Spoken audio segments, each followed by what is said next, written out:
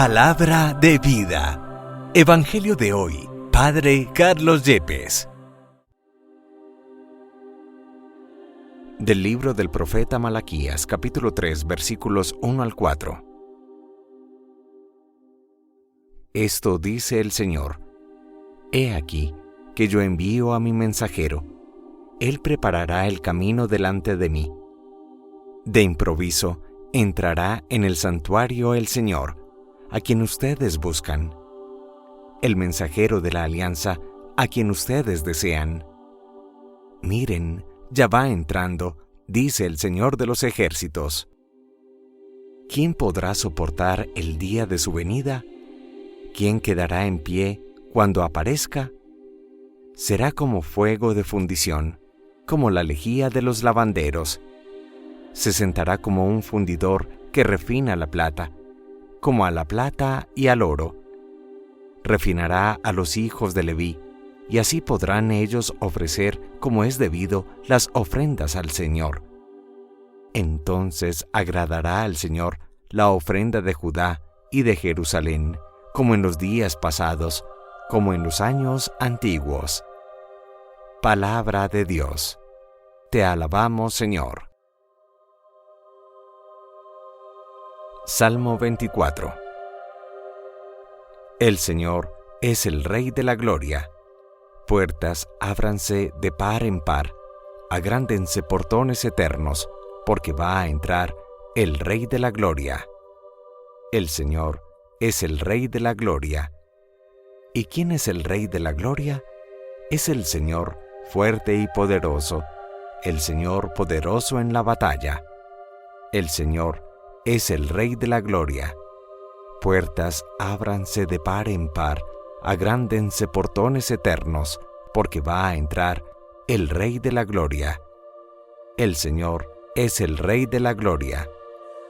¿Y quién es el Rey de la gloria? El Señor, Dios de los ejércitos, es el Rey de la gloria. El Señor es el Rey de la gloria. Del Santo Evangelio según San Lucas, capítulo 2, versículos 22 al 40. Transcurrido el tiempo de la purificación de María según la ley de Moisés, ella y José llevaron al niño a Jerusalén para presentarlo al Señor, de acuerdo con lo escrito en la ley. Todo primogénito varón será consagrado al Señor, y también para ofrecer, como dice la ley, un par de tórtolas o 2 pichones. Vivía en Jerusalén un hombre llamado Simeón, varón justo y temeroso de Dios, que aguardaba el consuelo de Israel. En él moraba el Espíritu Santo, el cual le había revelado que no moriría sin haber visto antes al Mesías del Señor. Movido por el Espíritu, fue al templo, y cuando José y María entraban con el niño Jesús para cumplir con lo prescrito por la ley, Simeón lo tomó en brazos y bendijo a Dios diciendo: Señor, ya puedes dejar morir en paz a tu siervo, según lo que me habías prometido, porque mis ojos han visto a tu Salvador, al que has preparado para bien de todos los pueblos, luz que alumbra a las naciones y gloria de tu pueblo Israel. El padre y la madre del niño estaban admirados de semejantes palabras. Simeón los bendijo, y a María, la madre de Jesús, le anunció: Este niño ha sido puesto para ruina y resurgimiento de muchos en Israel, como signo que provocará contradicción, para que queden al descubierto los pensamientos de todos los corazones. Y a ti, una espada te atravesará el alma. Había también una profetisa, Ana, hija de Fanuel, de la tribu de Aser. Era una mujer muy anciana. De joven había vivido 7 años casada, y tenía ya 84 años de edad. No se apartaba del templo ni de día ni de noche, sirviendo a Dios con ayunos y oraciones. Ana se acercó en aquel momento, dando gracias a Dios y hablando del niño a todos los que aguardaban la liberación de Israel. Y cuando cumplieron todo lo que prescribía la ley del Señor, se volvieron a Galilea, a su ciudad de Nazaret. El niño iba creciendo y fortaleciéndose, se llenaba de sabiduría y la gracia de Dios estaba con él. Palabra del Señor. Gloria a ti, Señor Jesús. El hermosísimo texto de San Lucas en el capítulo 2, versículos 22 y 40, nos recuerda cómo los padres de Jesús, María y José, cuando se cumplieron los días de purificación de María, 40 días, y hace esta cuenta desde el día de Navidad 25 de diciembre hasta hoy 2 de febrero, te da 40 días, según la ley de Moisés, llevaron a Jerusalén al recién nacido, repetimos, de 40 días, para presentarlo al Señor, para ofrendarlo a Dios de acuerdo con lo prescrito en la ley mosaica, que se decía: todo varón primogénito, el varoncito mayor, será consagrado al Señor, y a cambio se entregará una ofrenda, una oblación, como dice la ley, ser una familia pobre, un par de tórtolas o 2 pichones de paloma.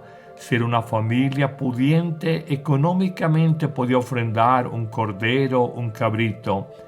Sabemos de María y José que eran hombres o esposos pobres, sencillos, y allí, antes de entrar en el gran y majestuoso templo de Jerusalén para cumplir con lo prescrito por la ley mosaica, se encuentran con el hombre justo y piadoso que el Evangelio llama Simeón, y que más allá de su ancianidad aguardaba el consuelo de Israel, y el Espíritu Santo estaba con él y le había revelado que no cerraría la muerte sus ojos antes de ver y cargar en sus brazos al Mesías del Señor, al enviado de Dios, al anunciado por los profetas a lo largo de todos los siglos. Con razón, Simeón, tomando al niño en brazos, dirá: ahora, Señor, según tu promesa, puedes dejar a tu siervo morir en paz, porque mis ojos han tenido la alegría, lo agrego yo, de ver a tu Salvador, a quien has presentado ante todos los pueblos, y llamará a ese recién nacido de 40 días, luz para alumbrar a todas las naciones, y gloria del pueblo de Dios, del pueblo de Israel en su momento, que hoy el pueblo de Dios somos todos nosotros, la Iglesia. María y José no entendían estas palabras de Simeón y se admiraban de ellas sin comprenderlas plenamente. Y Simeón continúa su reflexión inspirada diciendo: este niño ha sido puesto para que muchos en Israel caigan y otros se levanten, y él será signo de contradicción. Y luego lanzará una profecía a María. Le dirá: a ti misma una espada te traspasará el alma, para que se pongan de manifiesto los pensamientos de muchos corazones. ¡Qué impresionante! Al final concluirá el evangelista diciendo que regresaron a Galilea, su ciudad de Nazaret, y el niño Jesús crecía y se llenaba de sabiduría, de fuerza física, y la gracia de Dios estaba con él. Hoy entendemos en esta fiesta que no es solamente Mariana, la Virgen de la Candelaria o de las candelas o de las luces, según la tradición procesional de recibir al niño con antorchas a la entrada del templo, sino que sobre todo una fiesta cristológica donde se presenta a Cristo, al Padre Dios, para ser consagrado y salvado también a partir de unos sencillos sacrificios rituales de animales. Aprendamos, hoy que celebramos la Jornada Mundial de la Vida Consagrada, cómo podemos ofrendar a Dios tantas situaciones de nuestra vida. Hoy aprende que tu consagración al Señor puede hacerse desde tu ofrecimiento de aquellas pruebas cotidianas de la existencia, desde tu tiempo de trabajo, tu tiempo a la familia, tu tiempo de servicio, tu tiempo de oración, que puedes ofrendar, consagrar, entregar, presentar al Padre de los cielos, como Jesús bebé fue presentado por sus padres José y María, al Padre universal, al Padre Dios. Pero en nuestro mundo de conflictividades, de exigencias, de dificultades, se me ocurre pensar que hay un ofrecimiento muy grande que podemos hacer a Dios, como Él se ofrendó en el altar de la cruz. Cuando entregó su vida y derramó su sangre, aprendamos a entregar también aquellos pequeños martirios de nuestra vida, sufrimientos de nuestra vida, y a ofrendarlos amorosamente y con toda fe al buen Dios por nuestra redención y la redención de los seres que amamos, y así nuestro dolor no tendrá un sinsentido, sino todo lo contrario, tendrá sentido y será una ofrenda martirial con sentido, una ofrenda martirial redentora. Hoy te propongo una serie, una sucesión de pequeños y silenciosos martirios que hay en la vida de numerosas personas. El primero de ellos, hay un martirio de sangre, el derramamiento de la vida y de la sangre del cuerpo. Tal vez el martirio más público, más reconocido, tal vez el más doloroso, fue el martirio que vivió Juan el Bautista al ser decapitada su cabeza y correr sangre. Fue el martirio del mismo Jesucristo al ser coronado de espinas, crucificado vivo y atravesado su costado con una lanza por parte del soldado romano.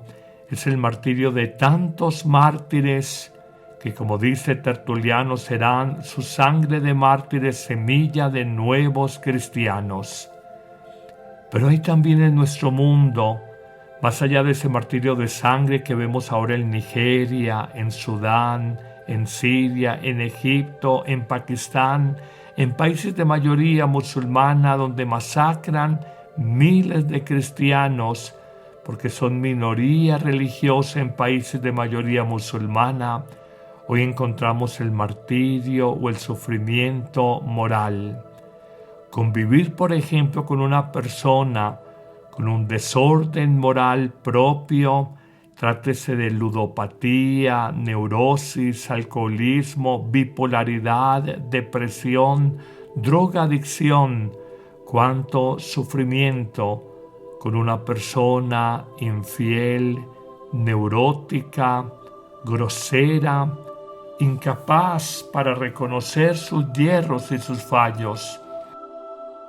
Hay un martirio moral en esta situación. Pero además un tipo de martirio de ofrecimiento a Dios en este día en que Jesús bebé es ofrecido al Padre Dios y rescatado con unos pichones de palomo de tórtola. Está el sufrimiento y el martirio mediático y digital. El llamado matoneo o bullying en las redes sociales, donde se difama, se calumnia, se enjuicia públicamente por la prensa sin tener siquiera un juicio judicial y una defensa legítima. Se enjuicia a una persona, un empresario, un político, un líder, un sacerdote, un ciudadano de a pie. Ese es un martirio y un sufrimiento mediático y digital. Ofrendarlo a Dios por la propia vida y por la vida y la redención de la familia y los seres que amamos. Pero en un cuarto momento hay también la ofrenda de ese sufrimiento laboral, ese sufrimiento material, cuando buscas infatigablemente empleo sin encontrarlo, o cuando tienes el subempleo, las ventas en la calle al pie de un semáforo, un empleo de baja calidad que no nos permite ahorro, que no es estable, que no nos permite generar ingresos para vacaciones y el día en que no trabajamos sencillamente no podemos comer. Hay un sufrimiento en esos cientos de miles de compatriotas que tienen una baja calidad en su empleo. Cuánto sufrimiento trabajando al sol y al agua. Y qué no decir de aquellos que tienen un empleo formal, que nivel de estrés, por intrigas, por presión de los jefes, por señalamientos de compañeros difíciles, por altísimas responsabilidades, por bajos estímulos, por maltrato laboral o acoso laboral. Cuánto sufrimiento podemos ofrendar a Dios y presentarlo y decirle: por mi vida y la vida de los seres que amo. En un quinto nivel de sufrimiento o de martirio está aquel que es silencioso. Recordaba un místico que afirmaba: una cruz mientras más silenciosa es más preciosa. Por ejemplo, la enfermedad, por ejemplo, una limitación temperamental como la timidez, por ejemplo, un complejo de inferioridad por fealdad, por gordura, por baja estatura, por poca inteligencia, como pueden hacer sufrir silenciosamente a una persona y como puede ser ocasión de ofrenda espiritual hoy en la Jornada Mundial de la Vida Consagrada, donde Jesús es ofrendado al Padre Dios. Aprender a ofrendar estos martirios en tu vida personal, que por silenciosos no dejan de ser menos preciosos.